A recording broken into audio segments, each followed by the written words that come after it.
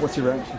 Well, it's incredible, isn't it? I mean, it's a real honour to think that there are so many people out there who've put their name across against your name. Actually, I had my boys swimming yesterday in the swimming pool.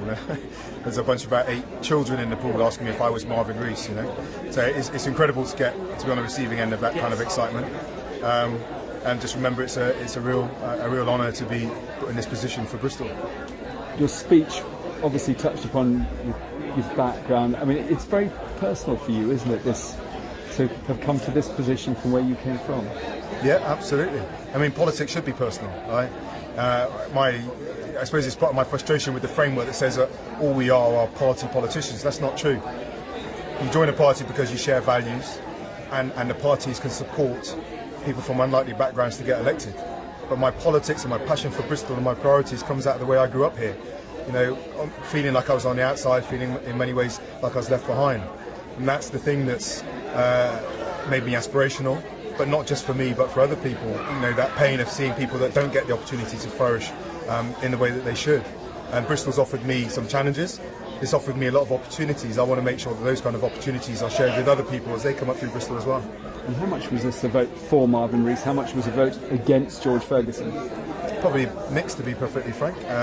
But we'll see it. I'm sure there'll be lots of analysis and deconstructions afterwards, and I'm sure that stuff will be laid bare.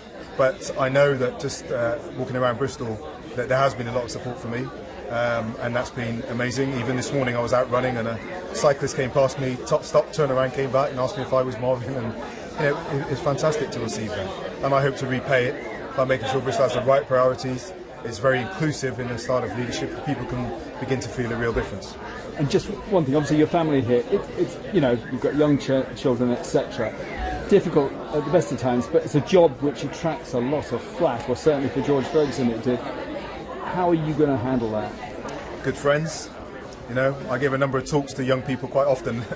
One of the pieces of advice I give them as teenagers is choose your friends well and get good friends around you. And we've got a fantastic network of friends. That will be very important because inevitably that stuff is going to come.